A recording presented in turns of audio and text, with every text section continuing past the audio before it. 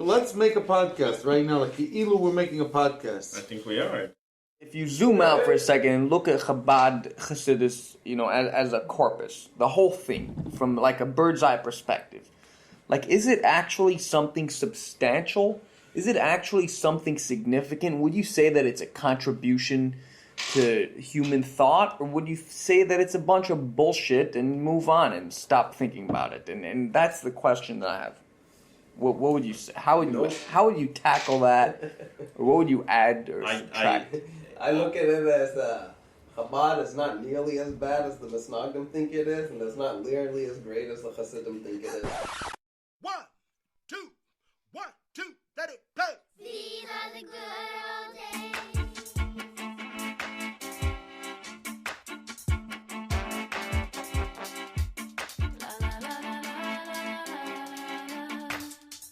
My God's gonna kick your God's ass. You're too dumb and I'm the head of the class. Stop waiting around for something better. The boys like us better, the tighter the sweater. F it, take what's hers, don't sweat it. You can earn it all, just pay on credit. 2 to the left, then 4 to the right. You gotta fight for your right to fight.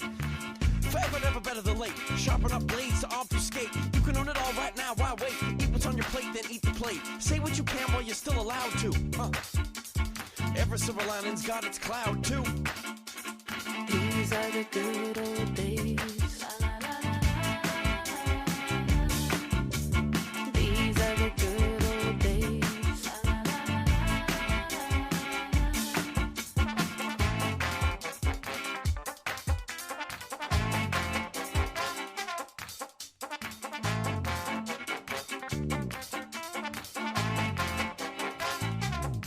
Truly, these are the good old days, where man, woman, and child can all log on the internet and text message each other across their own house, where there's any form of contraceptive from solid to liquid to gas. We've reached the point of civilization like the Incans reached when they had gold roads and the Egyptians reached when they had...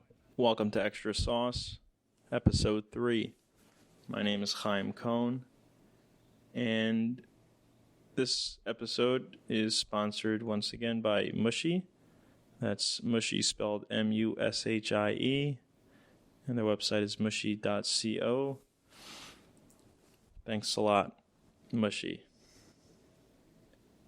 This episode was recorded a couple nights ago in my garage. I was hanging out with my friend Aaron Huebner, who's in town for a few weeks from Provo, Utah, where he's living and studying. And we got into some good conversation, and then we were joined by my neighbor, Sholom Wircberg, who was here with his friend, my friend as well, Moishy Goldberg, who's a brilliant guy, and we decided to pull out the recorder, and Farbringen was quite interesting and went on about 4.5 hours, and took out some snippets that I'm sharing here, and we talk about a lot of things, but I'll just let you listen to it. And I feel like some of the topic matter, as I'm listening back to it with the editing, is quite appropriate for this week as we're approaching Shavuos. One of the things we know in Chabad, we greet others on Shavuos or before Shavuos, is we wish each other Kabbalah Satera B'Simcha B'Pnimius. It's not just we wish each other to accept the Torah, to have an acceptance of the Torah on Shavuos with joy and sincerity. And because it's not just good enough to accept, but we insist on it being with joy and sincerity as well. And that's touches on quite a few of the topics that we talk about. So I'll leave you to it, and I'd love to hear your thoughts, feedback. The email is extrasaucepodcast@gmail.com. Some have been asking, who's the target audience here? We're talking about this, that, and the other, and it's got the Yiddish lingo, and it's got the Chabad talk, but not necessarily. And truth is, I don't really know. I really don't know what this is going to be going forward altogether. All I know is I like having conversations with interesting people, and figured I'd take a crack at sharing some of them with you. And I certainly don't plan for them all to be around these themes. We'll just let it happen. But my guess is if you're listening, then you're probably the target audience. So I hope to talk to you soon, and wishing you a great week. What does Ariber mean? Lechatchila Ariber means... That's a good question. Lechatchila Ariber, to me, it means... Based on how you grew up with that term, what does it mean? To me, like literally, or what does it mean to me? It means... It means to you. Make it personal. It means don't dilly-dally. You know, it's like go for the jugular. Is that how it was explained? I mean, that's the perception you have? No, it's like if you have a wall, right? You know, you don't think, how am I going to get around that side, or you know, this. You just climb right over. Just climb right over. Don't think too much don't overthink. It's like don't overthink. Don't try to come up with ingenious solutions for something that just calls for like just going straight to the point. Okay. What about you? Well, to me it was chutzpah. It was never really formally explained to me, but to me it was chutzpah. Not chutzpah the way they taught us in yeshiva, but chutzpah the way New Yorker thinks of chutzpah. Just balls. Go for it. That's what Lechatchila Ariber meant to me. It's like, you know, it's like, you're not meant to be successful. You come from nothing. Why are you even pushing? Why are you asking these questions? But no, chutzpah is, you know what? You see the goal and you go for it. In a sense, it's the positive aspect of tunnel vision. Uh-huh. You know, you see something and you go. I mean, so really, it really just comes down to the classic New Yorker. You walk down the street and you ask him, what does chutzpah mean? And he tells you, Lechatchila Ariber. Pretty much. That's what it is. That's the way I understood it. I don't know if that was the intent. No one ever formally explained it to me, and honestly, I never even thought to ask, because there were so many things they said that I didn't understand. Ariber wasn't really on top of the list. But when I think back about it personally, it's like, how does it affect me? It's just chutzpah. But more like a chutzpah. Right. Yeah, my perception, now that I have a different one, like a reframed one, which I believe it to the extent that it ever, you know, I believe it to the extent that there's one objective definition, whatever, that's what I think it probably is more like. But so it's hard for me a little bit to go back to the way I previously associated. But it was a mixture of both of those things. But there was also like somewhat of like a denial of the obstacle mixed in with it. It was like, yes, this looks like an obstacle, but like don't get too entangled, you know, like you were saying, right? Aaron? Like, you know, but the emphasis was always on the jump right over. I remember like the first time I heard it, or one of the first times, like having like an image, like that's the way I used to think, or still do think, like in images, like in that way, like jumping over something, like the thing they did with the roller skates. That you go under. Oh, but that was my thinking, right? You remember that game? You remember going to play roller skates and they took you in camp? When you go bend backwards, and try to get under. What do you call it? I think it was like a totem pole or limbo. Limbo. Yeah, limbo. Right. So that's the way I used to like imagine it. Right. So like the Lechatchila Ariber is the opposite of that. So like you're there playing, you're going limbo, and you're like, you know, you're manipulating yourself and to try to accommodate based on the hurdle. So instead, you jump right over. It's like the emphasis was on the jumping over, and that jumping over always sounded like this, like, you know, it's funny. I used to think about that too, right? Because you think about that and I honestly think that I used to get very frustrated with Hasidic thought in general because of that. Because for a short while I had that, and it was funny because in that instance, the objective was wrong. That was the thing. You saw the end, but not the objective. Because in the game of Limbo, the objective is to see, can you bend? How far back can you bend? Mm-hmm. the chassid was looking at it. What is the end result getting to the other side? Right. So he's like, okay, I'm looking at it. What am I saying? You're an alien. You're coming down, first time, planet Earth, and you see a bunch of fucking people with shoes on wheels, and they're trying to go be under a stick, and you're like, okay, what is happening from point A to point B? People are over here, and they want to get to over there, and there's a stick in the way. Right. And the stick keeps getting progressively lower.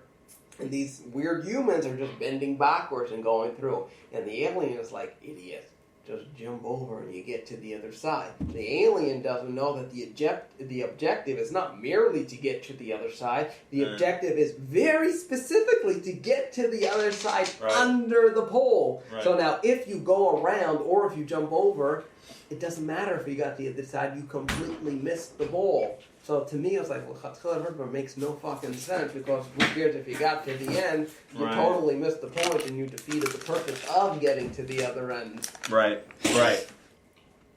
Chabad vis-a-vis like Avodah, the emphasis of Avodah is learning to change yourself. It's not fixated on the goal. You're not trying to get something. You're trying to like turn yourself into something else than it is by default.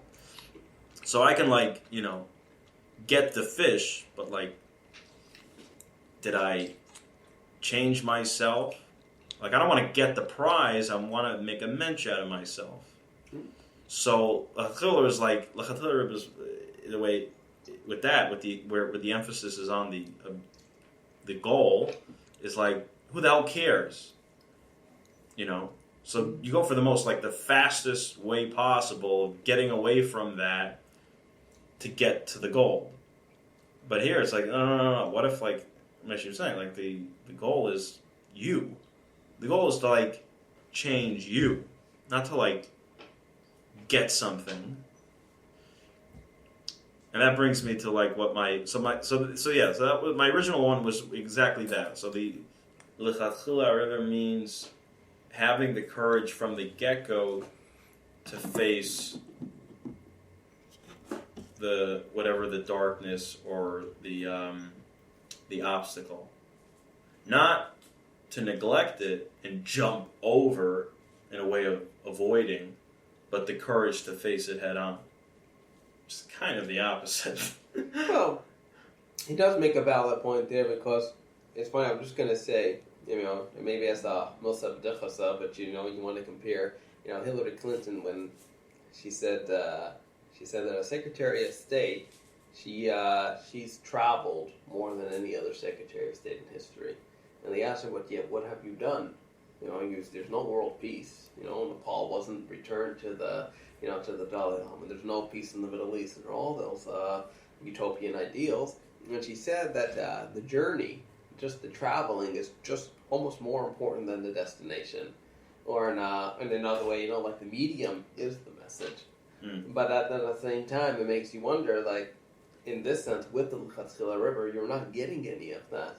And if you look I'm no expert in this, but I'm saying, like, we're in the Tanya, which is our core philosophy. Do you even have that idea where you just fucking go for it, and you just there's no skipping steps. Right. The mere mentions of it is like certain people are born with innate ability. And the Tanya very, very specifically refers to that as a gift. That is like, it's not for the masses. It's like certain people are just so blessed with this gift. Right. Or if you like, say, Kurtis Mayan, which is like another core for, 100 years later. Right. Like, how often do you see that in there?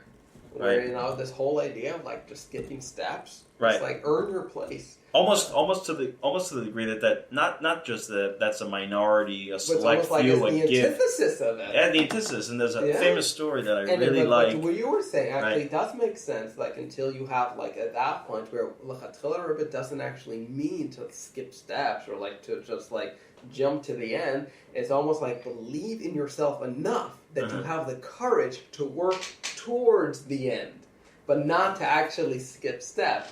But it's almost just kind of to get to, develop a goal for yourself. Kind of like like you have a laser and you're pointing towards the end, kind of to know where to follow. It doesn't mean you're actually at the end just because you have a red dot at the end. It only you know where to go until.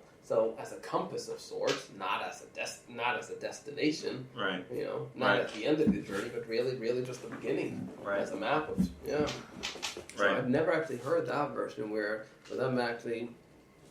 It almost makes it seem rational when you present it. Well, maybe that's if that's what it really meant. But that it isn't. The fact that we're already like conceiving it as like, oh, a select few, it's like a gift for the minority, but the rest of us never have to suffer with like but he presented it to eternal the masses, so toil. It obviously wasn't that. Right. But there's a great story, and I forget, doesn't matter again which Rebbe it was, but let's go with Mittler Rebbe. Mittler Rebbe sounds the big right. So the Chassid comes to Yechidus and says, "Was soll ich tun, als ich hab nicht kein Chesed zu lernen?"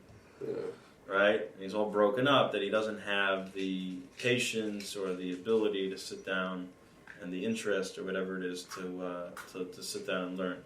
So the Rebbe said, "Was soll ich tun, als ich hab ja Chesed zu lernen?" Like, what do you want? He responds to him like, what should I do that I do have the interest or the patience to learn? So, like, basically saying, like, your conception is completely, opposite to what we're talking about here. Like, if the goal was the prize, then I guess you'd be right. But if the goal is the journey, you're way ahead of me because you have something to work with. I got no struggle, so like I'm out of the game completely. It's actually interesting because both of those points are actually in the Tanya, but slightly differently, because in the Tanya it actually talks about that part of the Alter Rebbe mentions in the Tanya that someone who enjoys learning Torah is not the same as someone who doesn't enjoy it, because as someone who's enjoying it, he's doing it almost for himself. As someone who doesn't enjoy it, he's doing it solely for God, which is the ideal in any mitzvah, especially Limud Torah. So you have that right there. And then at the same time, one who has the pleasure in serving God is only something for tzaddik, and where their pleasures are the pleasures of God. Right. So that's even the whole thing about, say, someone a tzaddik who's on the level of a kaddish, when he has a physical pleasure, it's not actually his physical pleasure, it's actually the pleasure of a tzaddik. So for the both of them, it really made sense, where it actually was the perfect way for them. This person who didn't have a cheshek v'Torah, he didn't have this great urge, he had no pleasure in it, and yet he obviously still learned Torah because he was still going to his Rebbe and talking about it. He was the perfect Jew. Right. That's the way Torah is meant to be learned, without taking any physical pleasure in the philosophy of Torah, or in any other aspect of it. He was doing it as a perfect Jew. Right. And then at the other end is what we assume is our, the Rebbe would be like a tzaddik, or, our generational kaddish, where with his pleasure was actually God's pleasure. So on their level, they were actually suiting it in their purpose. They had no reason to complain. Right. They were actually doing it all correctly for the Tanya. Right. With respect to what you're talking about. So there's two things, right? So you said there's a level to which you're not supposed to enjoy it, and that's where the goodies are. Yeah. Right? So for the mayor man. For the mayor man. Right. Right? That's an inherent good. That's not a problem. That's a good thing. Absolutely. Because man was born to toil and all that good stuff. Yeah. But then, at a certain point, it's like, you're not supposed to be fighting it. Like, at a certain point, Yiddishkeit is supposed to be something that, meaning through a process of toiling, you're supposed to eventually at least reach some point to where you're not completely negating yourself. You're getting in touch with your neshama. Nope. You're starting to enjoy it. Not that it's like a tzaddik or whatever. Where am I going with this? You mentioned the Hillary Clinton bit, right? Yeah. So when you're talking about government, there's no room for like, oh, but at least we had a nice journey. It's like government, you're there to just get a job done. No one needs your journey, right? But it is, because there's beauty in the process. Not when you're talking about like Tuchasef and Tish, people need results. There's a Dalai Lama, whatever the hell you're talking about. Always for you. There's like Tibet, whatever. There's problems, right? No one needs your journey. You're setting the table. Yeah, nobody said the journey is even oriented toward the result. Perhaps it's not your place. Perhaps it's the next generation who's going to eat the feast, who's going to enjoy the feast. Your job is to set the table. And therefore, there's a certain outlook in it's very, very harsh. And it's not really something that the average person can say out loud. But throughout Hasidic history, it was always something that was mentioned. And something that we have a hard time acknowledging, but it really comes down to there's the Bittul Hayesh. And with any aspect of doing something, and I think that's, I'd like to say this in the most humble way possible, but I think there could be a core issue over here, is that we lack this Bittul Hayesh. What we want to do is we want to see this end goal, because what happens at the end goal? There's acknowledgement, right? You can look at yourself and pat yourself on the back. Look what I've done. I've built the center. I returned set amount of Jews to Judaism, as opposed to forgetting about yourself. But who wants to do that? There's but really that in essence, I think the goal is to do a Bittul Hayesh, is that the you, or the I, really does not exist. There is no I. There is no id. There is no ego. And I think we have to get that out of the way. And one of the most seminal books in my, mature education was actually Mr. Vertigo by Paul Auster. And it's this fascinating book. And honestly, I only studied Hasidus because of reading Mr. Vertigo. And in Mr. Vertigo, just as a quick summary, is during the Depression, and there's this homeless kid in the United States, I forget where, and this guy, oddly enough, his name is Master Yehudi, and he comes over to this homeless kid and he says, "Would you like to fly? I will teach you how to fly." And what he does is he takes this kid and he literally destroys him. One of the parts is he buries this kid alive, literally buries him underground alive. And in the end, the kid is able to levitate. He's like 10 years old, 11 years old, and he's literally able to just focus and float above all other men. What he do? Because he destroyed the core. He made this kid into nothing, and only then was this kid able to fly. And to me, it was like this. I always heard of this concept of Bittul Hayesh, and I never understood it. You just heard, again, Chabad is full of all these maxims. And it was only then that reading this Paul Auster, and I understood it. And it took me a while. It's like, something, because of this, I want to study Hasidus. I want to see where this is coming from. And I'm a grub young, so I've never actually really able to really make it personal. But in my brain somewhere, there's this goal that I have. So my goal is actually the Bittul Hayesh. That's because I feel, because once you have the Bittul Hayesh, because then the possibilities are endless. You can do anything.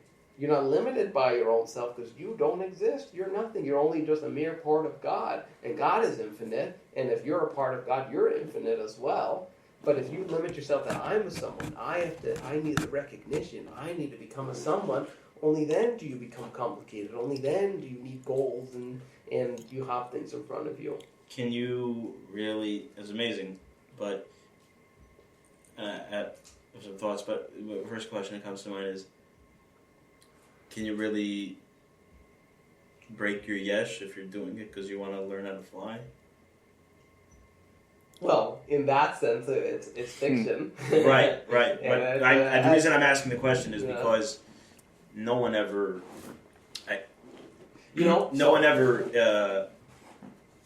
told us, and for good reason, perhaps, that you sign on. It's not that I'm flying, that over there was different, obviously, in the book, because in the book they said once he can fly, he's selling tickets and he's filling up stadiums and he's like a, Barney and Bailey competitor. Right.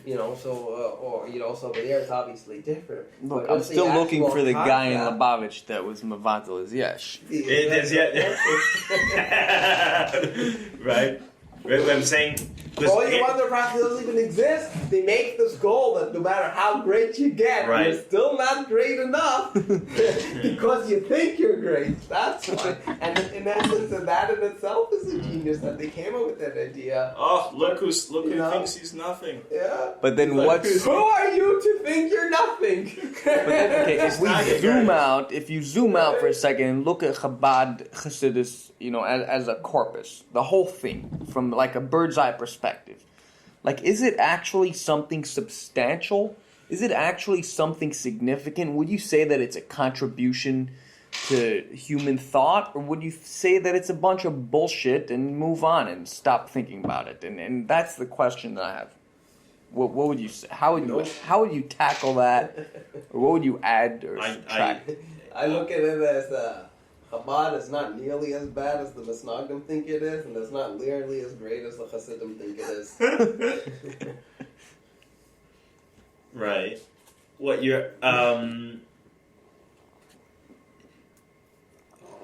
off the top, yeah, I think there's definitely, 100%. I think there's something that could be contributed. What I really enjoy, and it's been like a humbling experience that at first was like uncomfortable, but now I find it very enjoyable, is like coming across reading something that I thought was original to Chassidus or to Chabad, and I'm being like, oh, that's just an idea that's been out there from who knows how long, and Chabad just happened to have really gravitated to it because it fits in with the general philosophy. And at first it was like, oh my God, what does this mean? Like, is my whole life a lie? I thought this was like, this was our deal, and here it's like, it happens all over with stories or concepts, right? Sometimes even terms. So, but does that negate being that, this boinin and davening for days and hours? I mean, there's Christians that do that also, right? So another interesting thing you can see about Chabad is if you break down the data in Chabad, and so you have the Alter Rebbe, right? He's the first Chabad Rebbe, probably, the greatest, so you have the number one. And then he wrote the seminal book, the Tanya. So you have that over there. Then you have on something more relative to us is you have the Rebbe and what he's done. And I just thought this is something very interesting that you can see just a common denominator of the two. Now, this seminal book that the first Chabad Rebbe wrote is the Tanya. And now the Tanya, the actual name for the Tanya is Likutei Amarim. Mm-hmm. So it's not that so technically the Tanya doesn't present itself as original thought. Right. The Tanya just says, this is an amalgamation. I've just collected some stuff that's already out there. I just did the research and put it into one box so you can see it as you would. Right. So he's like, I'm not saying this is an original thought. I'm not saying that we're an original idea. I'm just this is more just of a rebranding. Right. And I just did the research for you so you don't have to go to all these libraries and read these books. You have it all there. And then you have the current Chabad Rebbe, and it's an interesting thing that the only one book that the Rebbe actually wrote and published on his own was the Haggadah. And again, the technical name the official name of the Haggadah is also a Likutei, like Diburim and Maimarim, or Menhagim and Ta'am and Tiyamim. Something like that. Again, this is merely a collection of things that I've collected for you. Right. So none of them, so you have the original and then you have perhaps the greatest, and neither of them are taking any credit for anything. All of them are saying is that all I've done is collected things for you. So none of them are claiming to have original thoughts. None of them are saying, in my opinion, this is it. All of them are saying, something? Right. It's like there's so much out there. Right. It's like, and we're just so limited in time that just like try this, which is just really just. I found a couple things that might be helpful, and I just put them. Look it in your eye, put it together but it's not original. I grew up anyway in yeshiva. When they taught Tanya, they explained the fact whenever they started, it said the Alter Rebbe in his humility chose to choose meaning to say there was so much hype around, and they never said it outright, but the implication was we're the only one with the goods. This is original, authentic, and exclusive to us. And about that thing, they used to say, like, the Alter Rebbe was so humble, he didn't want to say this is my book. He said this is a collection of stuff, and here's a look at them, giving you a lot of sources. But really, it's my stuff, right? But what they didn't realize was that the takeaway from that is, like, you're keeping someone in this line of thinking that as soon as I step... Exactly. So, first of all, it's not inviting to people who didn't sign up for that. Second of all, if you are, it's only applicable and it's only relevant and meaningful so long as you're within this. So long as you're within this, like, you know, thing. It's like, well, what if I step out of it? It's no longer meaningful. I mean, I guess in essence that was a blessing for me. That I was an absolute academic failure and never learned anything in school, so I was never poisoned by that thought. And I actually think that's wrong, because if you think about it, if you look in the Tanya, the Alter Rebbe barely even uses an original phrase. Even when he puts 2-3 words together, and that's actually the one beauty of, I mean, I saw it in Chaim Miller's Tanya, where literally he's always, every 3 words, he's saying, quoting the original source of like every 3 words. The Alter Rebbe barely even used any original words in there. Any even phrase he used to describe greatness, humility, or any little thing he uses, like from Mishli or from Gemara or from Mishnah, from Zohar. There's barely any original thoughts in there, and you can actually track it. You can actually see every little thing, like, oh, these are not my words. I'm just merely quoting someone else. How often do you see somewhere in the Tanya that where the Alter Rebbe actually even uses the term "I think"? Anything he says over there is literally an amalgamation. The point Lakoti Amarim is far more honest than the term Tanya. It's like Lakoti Amarim actually makes perfect sense. This is literally Lakoti Amarim. It's a likot. It's just a collection of things. He was obviously a genius. No one's gonna deny that, but it was literally just a collection of thoughts, and for the simple man, for the everyman, that's what the presentation is.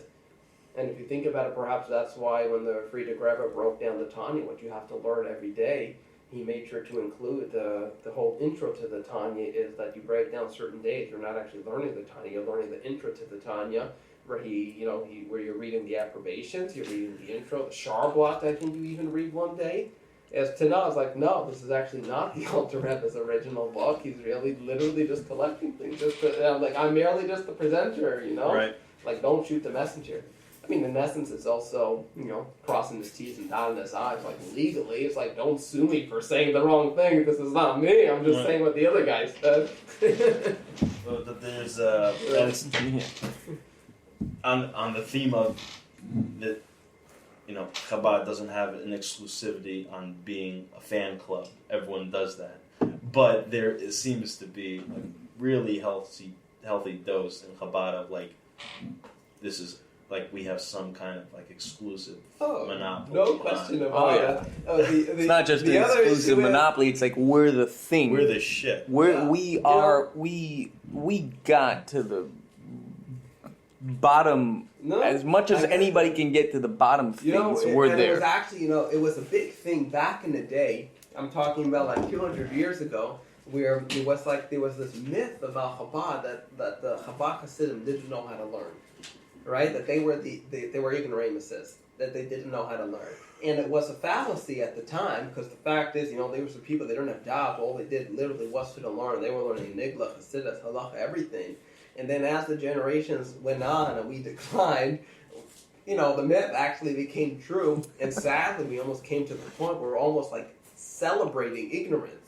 It's like, I never learned a word of English. I never learned a word of science. Like, don't publicize that. That's a bad thing. I didn't learn any Gemara. All I did was learn Sichos all my life. That's not a good thing. That's terrible.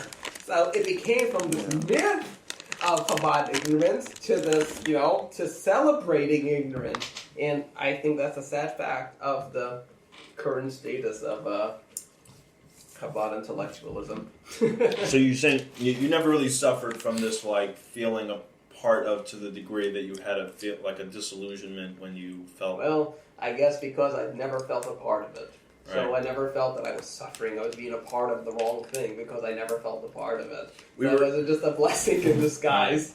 Now, you were out there. We were roommates when we were 16, 15, 16, in camp. In Montreal. Yeah, let me tell you something. Montreal was an eye-opener for me, because I never actually heard. I'll tell you, I was a little cloistered, obviously coming from my background. And, you know, I was brought up in that dogma of, you know, Chabad is the ideal. It's like the better version of Judaism. And if only Moishy Goldberg would have known about Chabad, he probably would have converted to it too. and then I kind of, but at the same time, I also grew up in a very practical household. So there was always there was a certain coldness to it, but it really wasn't. It was just it was a warmth with the with a practical outlook. And when I went to Montreal, it was fascinating for me. I won't mention any names, but I knew these kids over there, and they were the guys who knew my Morim. And I was talking white shirts while they were going jet skiing kind of thing, that group. But they weren't Shomer Shabbos. I saw these, they were smoking cigarettes and Shabbos and turning on lights, but they wouldn't dare put on their, daven without going to the mikvah first. I'm talking about these are guys who celebrated breaking the ice and Rostov, and they went through the ice and from Yal Ben Hayada all the way down till Feretz Muchkin or whatnot. They broke the ice to go to the mikvah. And then at the same time, and to that, I didn't even know this concept exists, that you can be like a chassid without actually just being Shomer Shabbos. And so that concept was a real eye-opener for me. In going to Montreal, that was the first time I actually knew of the concept that you can actually, that kind of chassid existed. Right. Where you can, know the Tanya by heart, but not have to, Is light there, a fire, keep the fire burning on the Sabbath. I used to really romanticize that, dichotomy. You don't think there's anything, I don't know, value? Yeah, about that. Zero. I actually think that is the beginning of the end of Chabad Hasidus. I actually think that is actually the antithesis of anything that the Rebbeim were for. What is? Is meaning that you that can concept. Because honestly, to me, it's when you're approaching Torah. So there's the core values. I mean, there's the reason. You start off. What are the escalated? The God said, "I am your God." Right? That was number one. And then God said one other thing. It's there shall be no other God. And then that's all. And God checked out and said, Moshe is my servant, he will do the rest. And Moshe did the rest of the escalated. And I think that we almost distracted ourselves and we're forgetting that you can't just become this spiritual person without being a practical person too. Because the fact of the matter is, we are not angels. Right. We're on this earth and we have to do the practical things. And you can't just be all spiritual without doing the practical things. And go see, how many of, the old Hasidim, back in the day, were these people who just, davened all day, and look what their kids ended up like. Right. What are they? Probably something you'd be embarrassed of, because that's what they forgot. It was Chabad is the best. But what is Chabad? I don't know. Chabad is the best. You're but what is Chabad? I don't know, but Chabad is the best. Right. They're okay, I've heard that, but what? I don't know. And literally, that's what it's like. Right. You meet so many people, and it's just this, just. And honestly, it's the celebrating ignorance that just really God. And and oftentimes, I'm actually jealous of other people. I'm jealous of these people, they daven 3 times a day, and they do all those things. And perhaps when they're 30 years old and they meet someone and they have some free time and they start learning Hasidus, and then they adapt it later on in life. But people are just forgetting the core values. You can't just start off with a sense of superiority. Merely because, you're studying a particular book or whatnot. And no, I actually think it's a terrible, terrible thing. But, yeah. And no, I tend to agree. The only reason why I never referred That's to true. myself When I was a Chabad. kid, I thought I was wow. I was those stupid Chabad, snags. The Rebbe's my Rebbe. Those right? dumb snags. Yeah. Those stupid fucking snug. What the fuck do they know? Nothing. I have the answer. Yeah. Right? Yeah. The only thing more humbling than meeting a Gentile, the only thing more shook up that shook me up more than meeting a non-Jew who had depth was when I met a snag who was emotionally sensitive or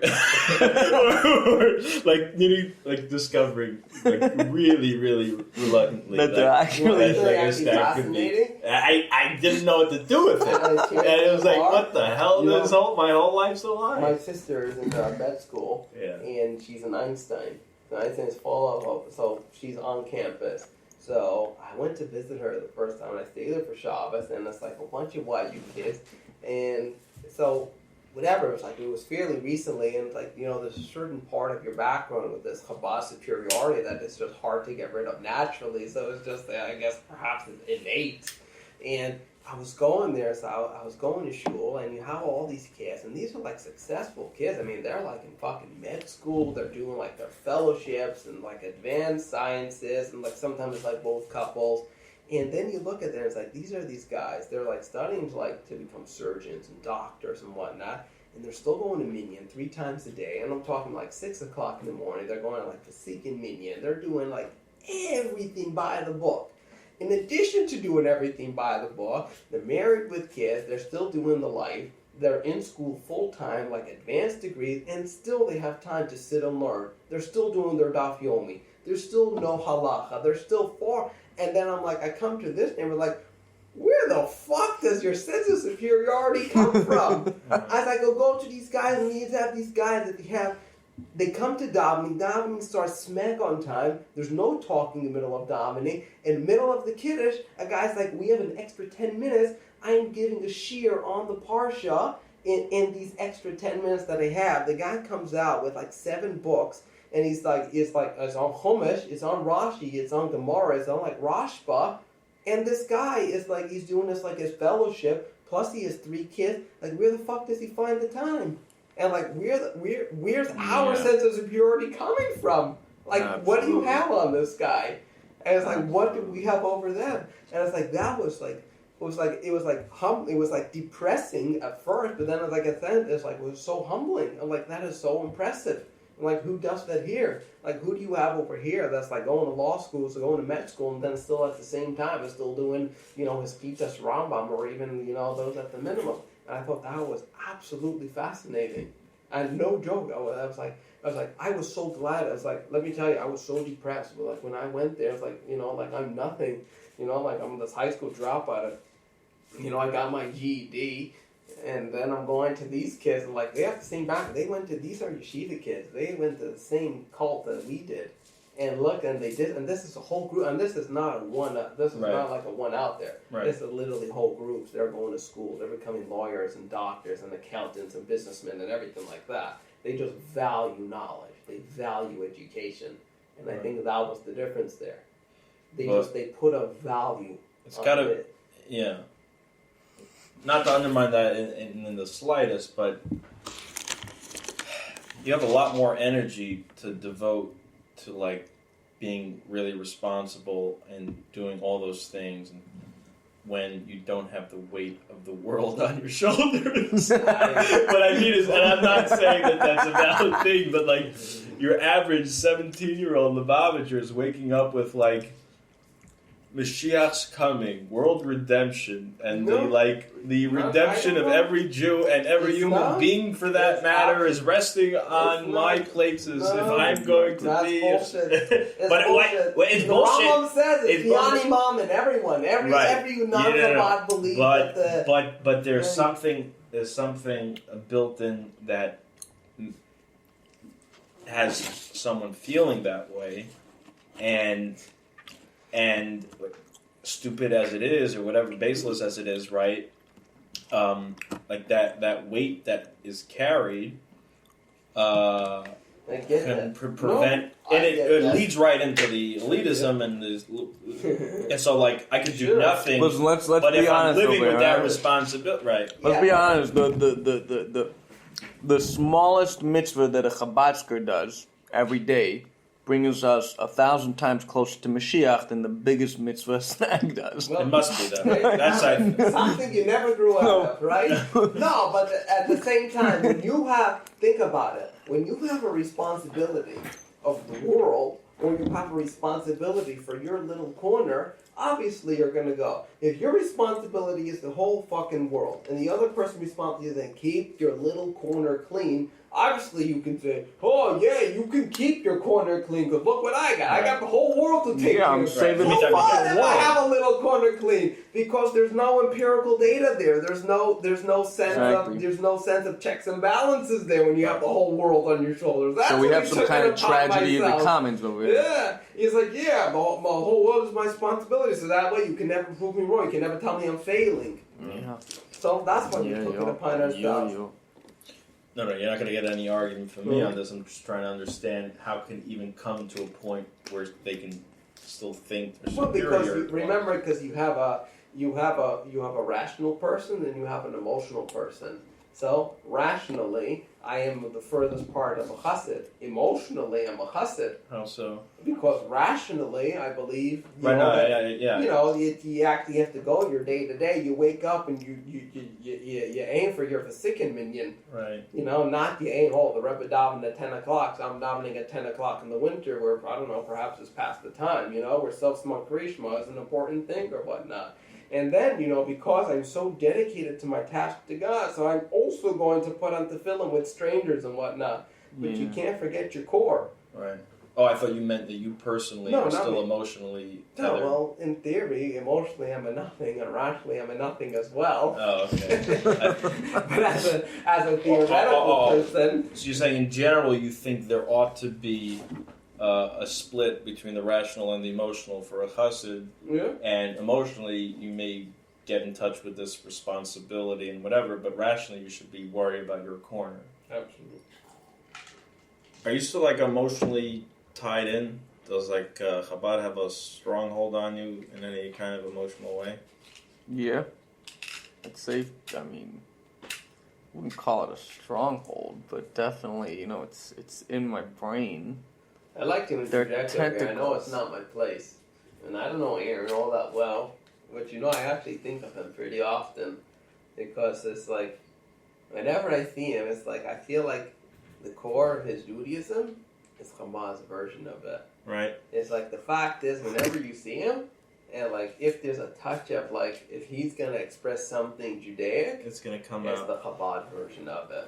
And I thought that's a very, very interesting. I don't know what it is. I can't Maybe like the dude touch it. because he went to Olaterra and we went to Lubavitch Yeshiva. I mean, I'm perhaps that's a touch of it. I remember, like, whenever he mentions like a Jewish word or something, or it's like a Jewish thought, there's a Chabad inflection to it. Right. And even like I heard him be like, if he davens or whatnot, just like it's the Chabad version of it and things like that. So you know. What's that about? I couldn't get up there and be like, Lecha Jodi. It's not gonna happen. It's like I'm either not davening and I'm doing the. I think what it is that I try to be an authentic person, and for me that's my that's my most authentic expression. So. Because it's yours. Yeah. Because it feels most me. Right. Yeah, I'd say and let's be if I was honest, a type do you of even Jew, know I'm a another Chabad way? type of Jew. Do you know another way? I mean, Come on. I can groove into like Sfaradi and stuff and like Yeah, but Donai. does it feel like yours? Do you feel like you can own it? Can you defend it? I can feel it a little bit. But I can you feel defend it a little bit. Can you defend it? It's not as sass as like a Sfardi, I don't know, Lachadavdi. Can you defend it? I think that's what it comes down to. Look, I speak the language of Chabad. I mean, my soul speaks that language. That's what it is. I love Listen, Nigunim. They got you young. I love Chabad. They got you young. They took a Love stronghold Chabad. on you. They took your foreskin, baby. Chabad owns your foreskin, and That's an fine important with part me. of you. You And had that's a Shane Mach Klein or Klein Mach Shane? I've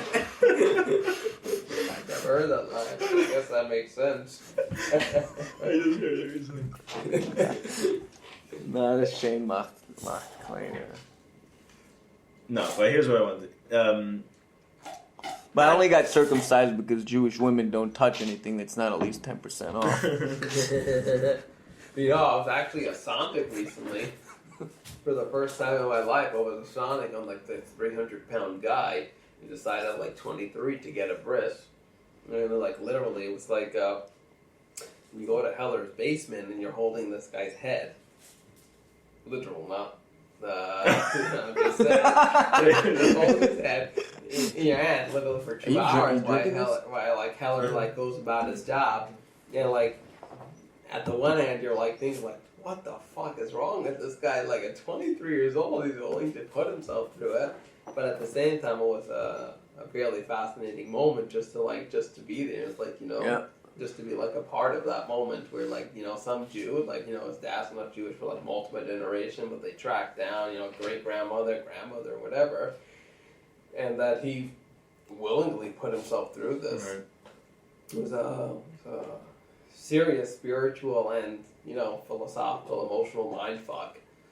Especially when you have 2 hours of it standing there, like literally behind a 300-pound guy, squeezed into a corner. Why did it take that long? Well, because he's an adult, so until you do all the work with the first they have to clean, and then they have to do the. And you're holding the head for the entire time? Honestly, I probably didn't ask. Like, I was too shy because it was like my first time, so like I probably could have let go after like 15 minutes or so. But like he's like, put your hands under his head. I was wearing a tallis, and like hold his head, and you're behind the curtain because like they put a curtain like across his chest. Right. So like, put your head. I probably could have like, can I go now? Like, can I step aside? Like, sit down for a bit? And, like, I was just too shy to ask. But like, honestly, I probably could have like asked. I just like. So is that the question? That's the question. Yeah.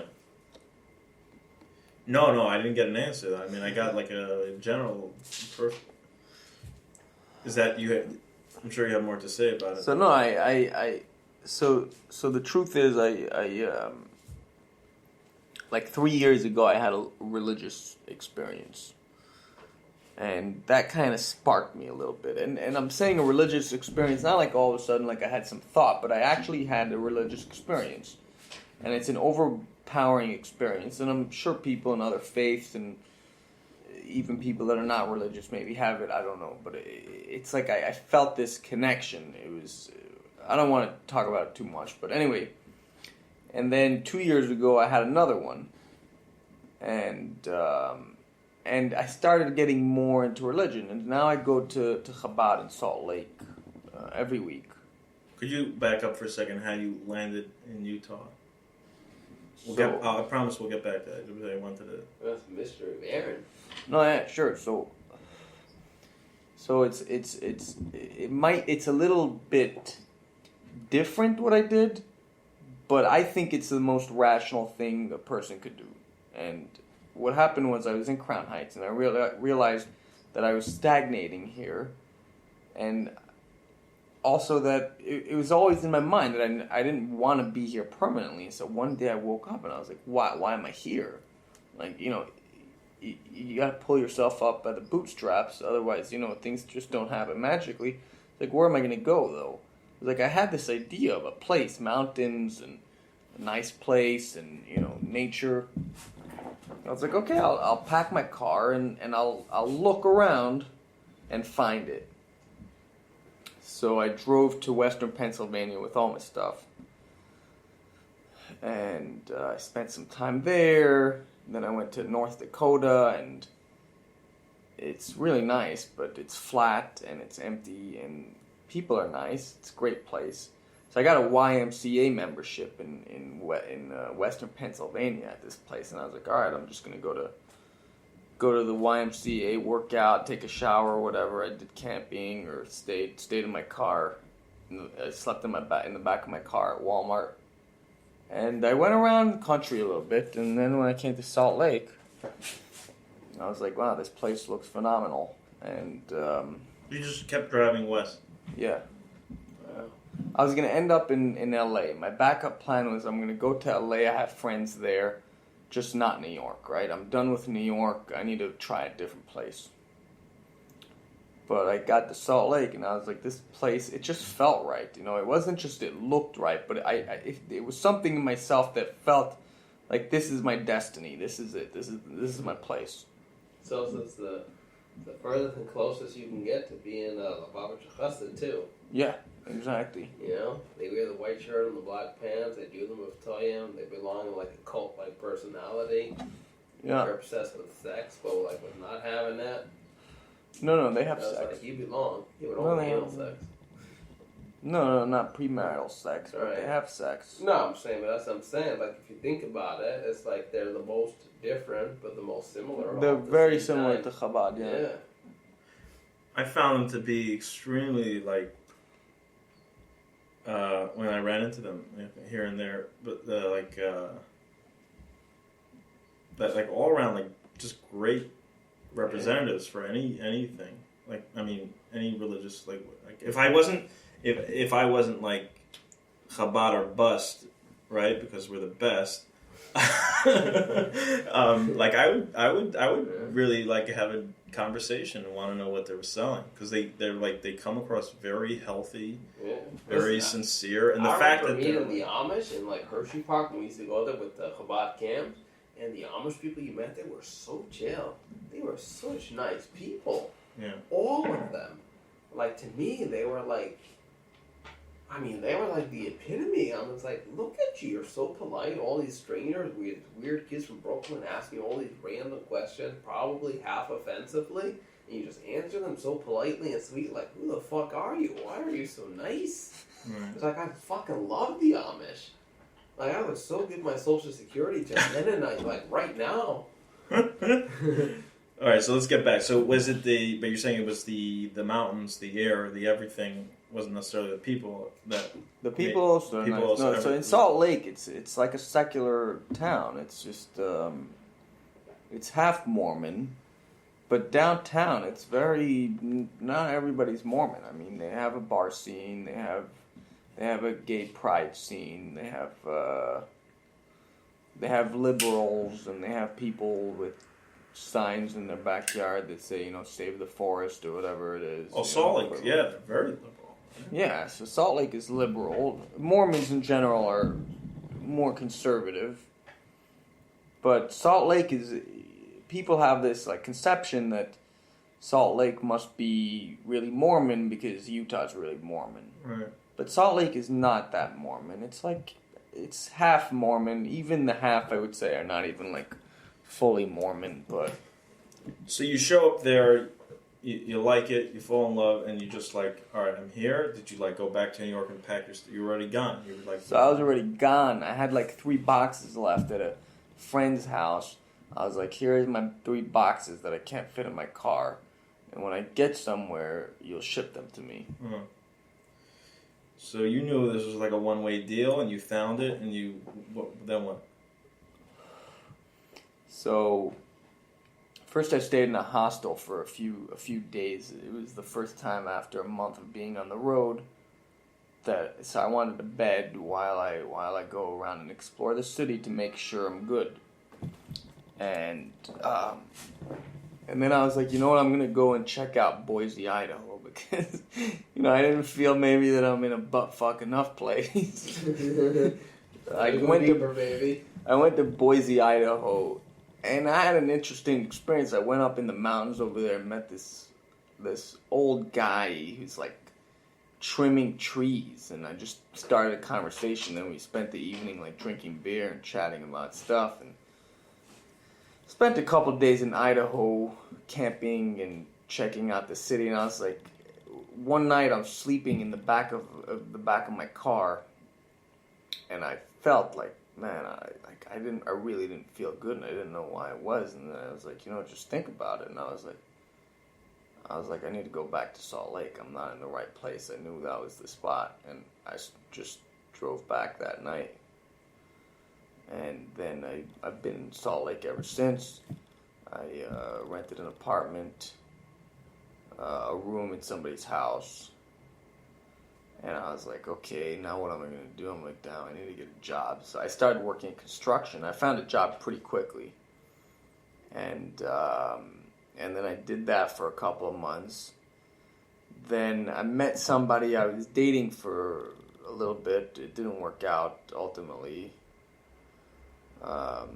Wasn't the right match. But during that, it was good, because during that I was like, I don't know if this construction thing is really me, like, I don't see myself, I could run a construction company, but it's not really me, and I can't be a laborer, this is this idealistic kind of dream. It's not like my body's gonna fall apart. I can't do this forever. And I was like, what could I do? And I was like, well, I really like the law. I like philosophy. I like society and all of that. So I'm gonna go to law school. And that's when I took the LSAT and applied, and I started law school, and I moved out to Provo, where my school is. It's a Mormon town.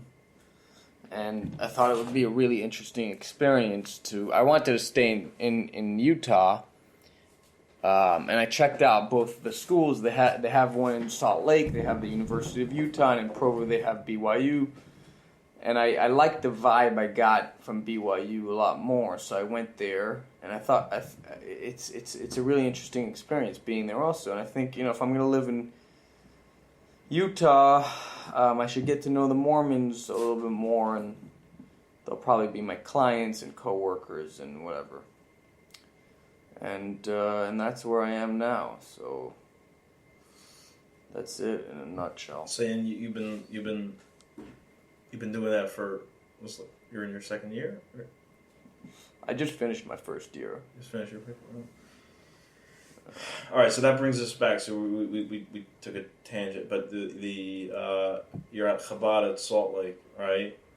Because you're talking about having the second religious experience, and now you're in Utah and you're going to Chabad, and what's that like?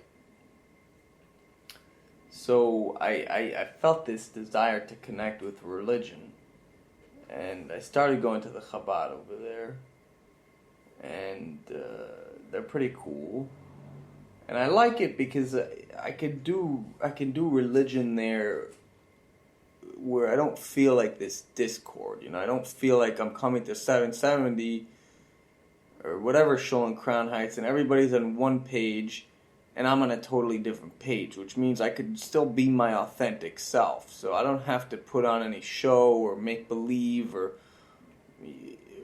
be anything that I don't feel is authentically me. So I could just drive to Chabad, park in the parking lot, be myself, have my views, and nobody gives me any problems. I mean, I'm probably I add a lot of chais. I mean, for me, I don't see it's not incompatible to drive to Shul on Shabbos and sing your heart out and get into the davening and serve Hashem that way. And you make it work. You take it step by step, and it's not take it step by step like I feel this pressure on me that the right way is keeping all the mitzvahs and being a Beinani of Tanya, but take it step by step as in it's not religion was always like this thing where it was forced down my throat. It was a coercive thing, a lot of it, not always, but a big part of it in my life, and now I don't want it to be that. So, are you ever confronted with reminders of oh my God,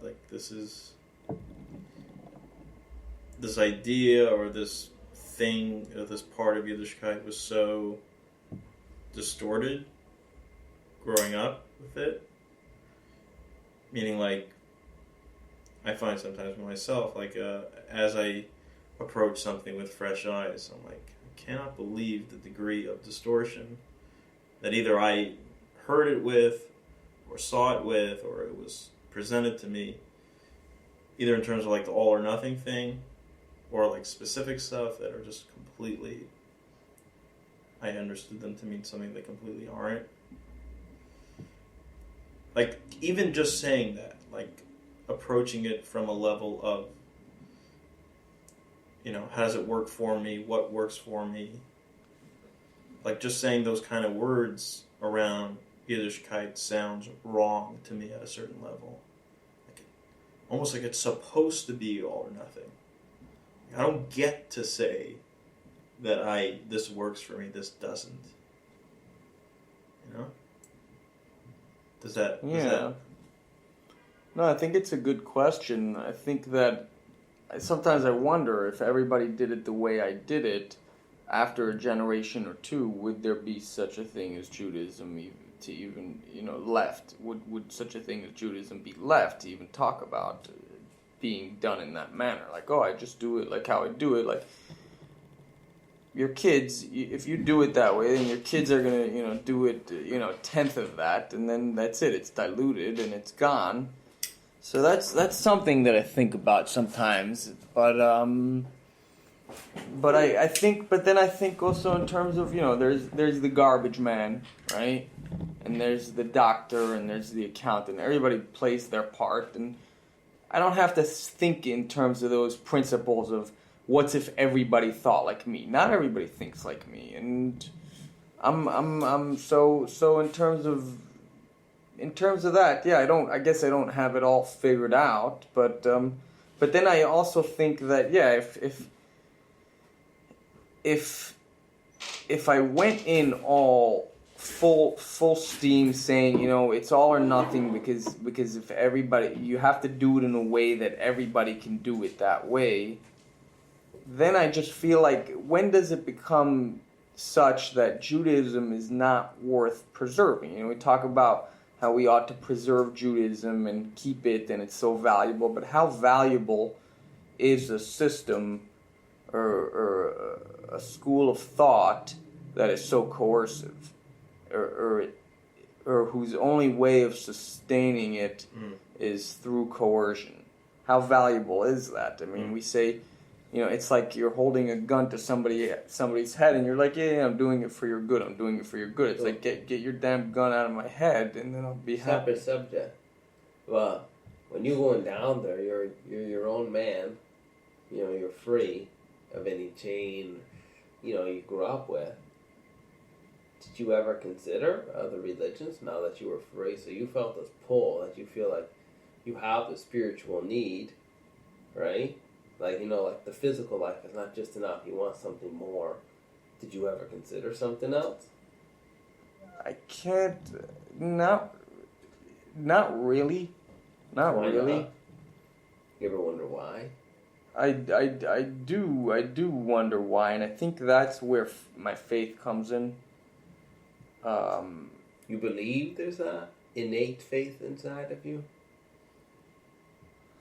It's not that I believe that there's an innate faith inside of me, but the faith that I have, and the faith that I have might be a total illusion that, it's just a brainwash, and, but it's nonetheless, it's the faith that I have is such that I can't really... So it's become innate. I wouldn't say it's innate because, I don't know, tomorrow I might wake up and become a Hare Krishna. I don't see it happening, but who knows? But I don't know. But But maybe it's innate. You're still young. But maybe, right? But maybe it's innate. But yeah, I don't. I see myself as a person that has faith, I guess. So in Judaism. Yeah. And, I think it's. I don't think that everybody has to think that way, but I don't think that Judaism thinks that everybody has to be Jewish. Judaism is a religion that exists in that sense. It has more of a gray perspective. It's like you can be Christian or Muslim or Buddhist or whatever, and it's all good. It's either you got it or you don't. Yeah. But going back to your point about the of what value is something if it's being coerced, this goes back to something we talked about earlier, which is if the objective is the end goal of like arriving at something, then who cares, right? Fact is, Judaism is being sustained in closer to its original form for another generation. So who the hell cares by what means, right? But if it's like, okay, the original form? Whatever. Okay, fine. What I'm saying is, if traditional Judaism, however we understand it to be, is being sustained for another generation, so what's the difference? So, but if Judaism is about like creating some type of inner change, shinei hateva, about you are the message. You are what Judaism is, not what you produce. I always think like as soon as that whole like rushing to, okay, fine. For me, it may work, but will my children, like, how would that become the barometer of something being good or not by the extent to which it can sustain itself in the future? Like, could we at least first start with, gauging something as, good or not by virtue of now? Usually, if something's, like, not, in the future, it turns out, like, not to work, it means something was problematic in the beginning. To me, the whole, like, will my children be able to sustain it if I come to it from a place of this is what works for me, this is what I don't do, then they'll take 10% of that, is already feeding into the whole fear-oriented approach. I actually don't even think that's true, by the way. Of, like, if I have this, like, pick and choose thing, then my children will just pick and choose from what I pick and choose from. Like, I don't even think that's true. And I have maybe this is anecdotal, but, like, the stuff that I find myself wanting to sustain in Yiddishkeit, not just so I want to sustain, like, I have my own approach to it, but the stuff I really enjoy doing that aren't even necessarily, like, halachic, I noticed are the things that I observed, either my father or other people that I respected, that I, like, observed either Rabbeim or elders, the stuff they did that they never told me to do or said I should or have to.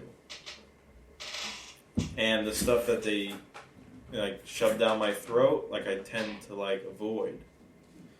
Or I have to, like, really relearn, like, my own association with it. But the stuff that were just, like, kind of noticed, like, I just find myself gravitating towards it. So that almost flies in the face of, and it's not, the people I've shared that with, like, tell me they have the same experience, which makes me wonder if it's almost the opposite. Like, maybe it's the stuff that, like, children, that in general, like, wiser than we often think, like, they'll, with time, appreciate the stuff that clearly worked for us, and the stuff that didn't. Like, why would they want to adopt it? So, like, this whole thing of, like, if I'm already picking and choosing, then they're going to pick and choose. Like, first of all, maybe, like, we grow up with this sense that, like, our kids are going to mirror everything we did. Like, they don't have minds of their own, so they'll figure it out. And just because, like, they may not figure it out when they're 12 or 16, eventually they will. Really, they're not really supposed to have it figured out in that age anyway.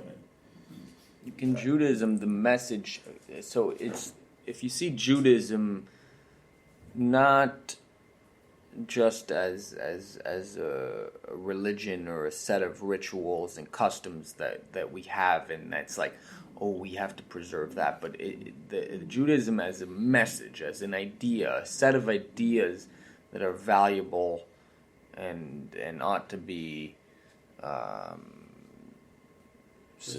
preserved and sustained and made sustainable, then can we make it sustainable without hewing to the tradition of it, without following what the rabbis who are in charge of the enterprise tell us we have to do? Can we sustain those ideas? Can we keep those ideas around? Those important ideas, the value of life.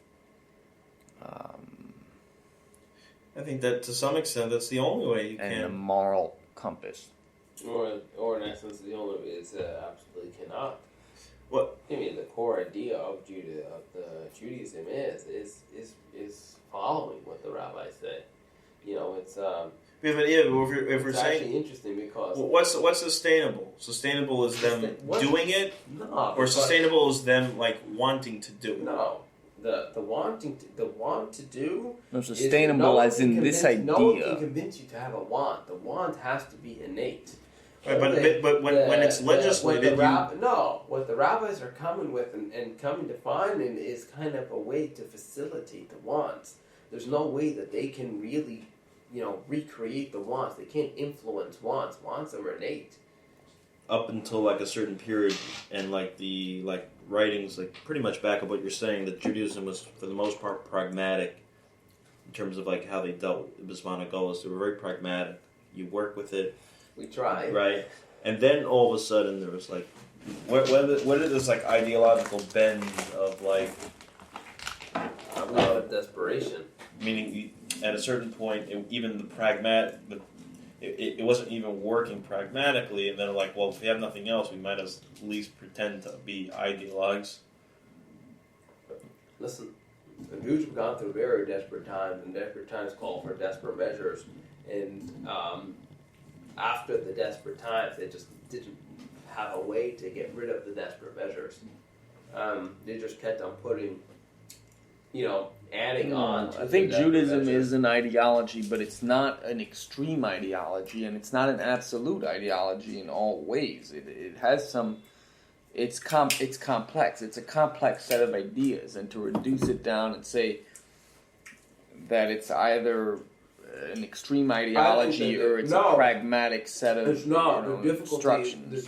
The difficulty with it is that it's a combination of both. I think that's where the difficulty lies, because what is Judaism, right? Define it in as few words as possible. Not as a statement of fact, but rather as a statement of theory. Now, Judaism is a core belief. God created the world because He'd like us, His chosen nation, as politically incorrect as that sounds, to improve the world for God. Right? And this idea of a deer batachtanim, that is the core belief. That's all. I think that's Chabad. No, it's the core belief. God wants us to improve the world for Him. Well, let's look at it that way for now. Right? Now, that's a theory. It's a wonderful theory. Right? All it is you just have to believe in God, this infinite greatness, right? And for whatever reason that we do not understand, decided to create the human man and this physical world, and then for human man to improve this physical world somehow. That's all. Then, step 2 is that we have this physical world, so we have the Torah, and we have all the future generation will add all these pedantic details, how to go about this initial mission of ours. And that's where all the confusion begins. And that's where all the confusion is. Because in this original mission, it's basically up to you. You are this physical man, so it should be up to you to decide how to go about it. So if you decide that you're going to improve the world by pouring water onto the ground, because that is your mission in life, theoretically, that should be it. But practically, that doesn't make sense. You can't have every person deciding their own way to go about it. So we made a set of rules and then go about it. And that's where all the difficulty comes from. But realistically speaking, since we live in the practical world, so we have to go follow those rules. And as generations go on, we have to go with all the physical infirmities of human man and the ego and whatnot. And that's why we have all the rules that we end up with. You understand? So, and I think that's where I feel like that's a sociological perspective on what Judaism is. Well, it's a combination of the two. No, I think it's a combination. We're just looking at the flaws of man. Practically, as man is flawed. Man is flawed. Man has ego. Man has opinion. And that's where the flaw, and oddly enough, Judaism took into account for that. And even there's this idea that, say, in the pure and the impure, right? Now, pure and the impure is a non-tangible. Right? God decided what is pure, what is impure. right? Like say the Tameh and Tahar.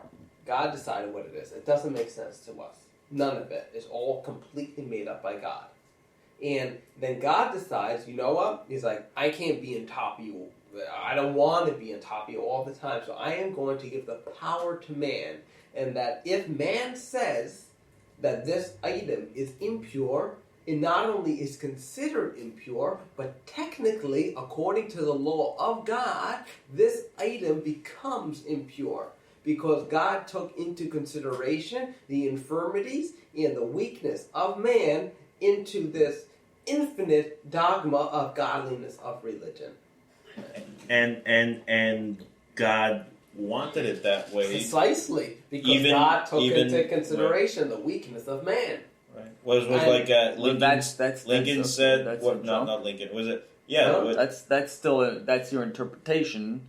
That it's why the why is your interpretation. No, that's it's not the why. Judaism. It's kind of more the what.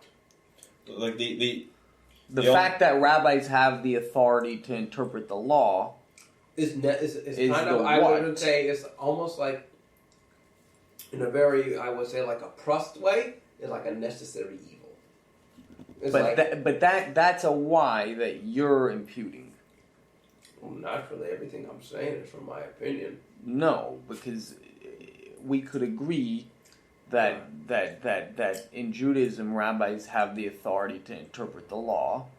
And Not just interpret the law, but and rabbis themselves say that, and Jews say that, but Jews don't necessarily say that it's a necessary evil.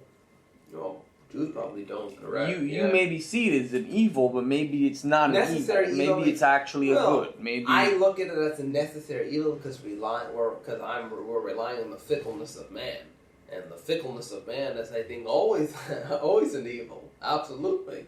I wouldn't depend on the fickleness of man if I could. Well, I mean, there's no way for you to have the word of God, and to know that that's the word of God. No, that's why again it's a necessary evil because. But even if Judaism didn't have that aspect of it, where rabbis have the authority to interpret.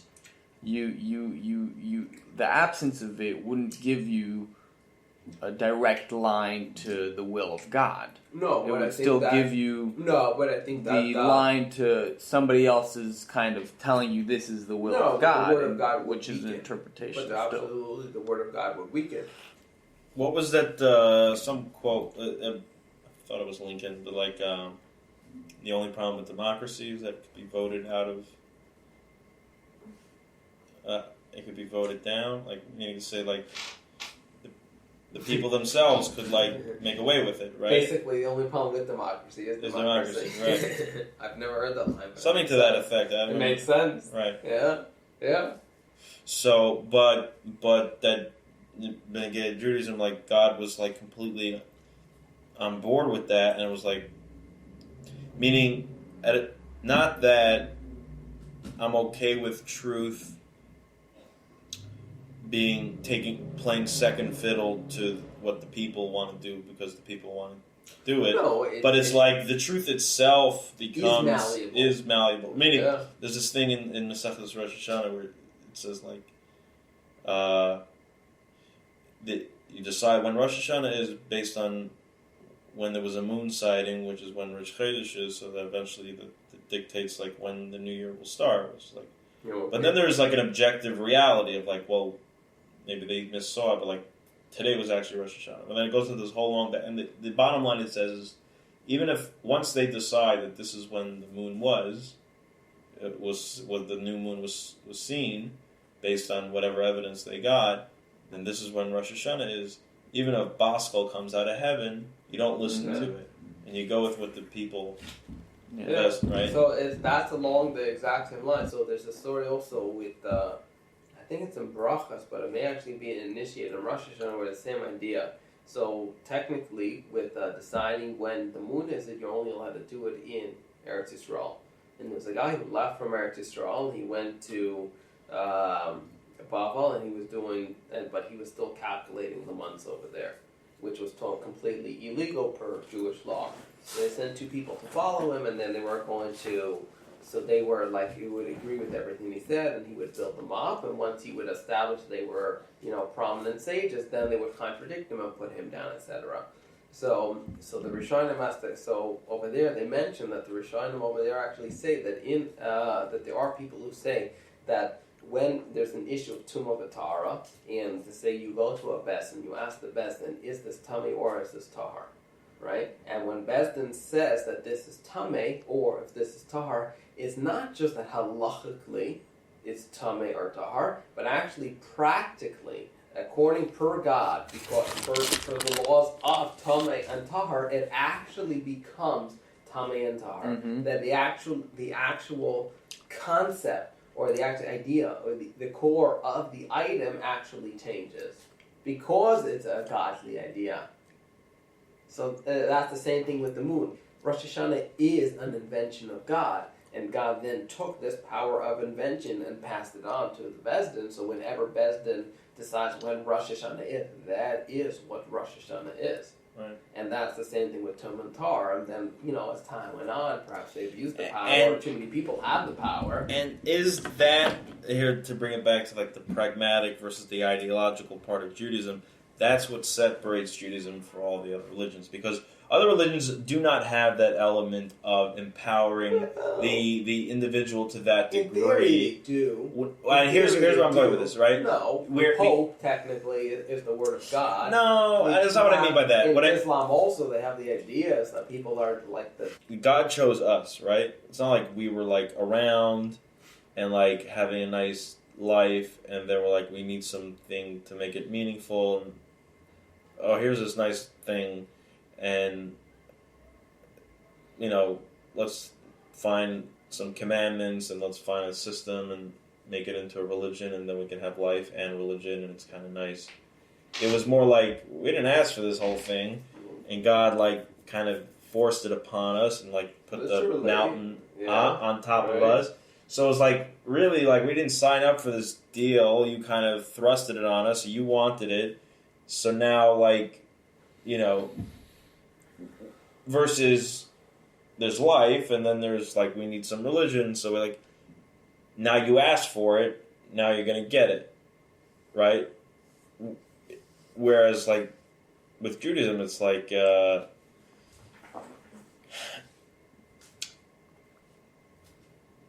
since God chose us and not the other way around, he's a little bit more at our mercy in that way. Yeah, absolutely. Because, the fact of the matter is, the only way a king becomes king is if the populace chooses the king as king. Right. You know what's great about you just came from a place of choice? What's that? You don't have to make any achlatas tevis or any closing, culminating uvachein at the end of the farbrain. You just say, fuck this, I'm going home.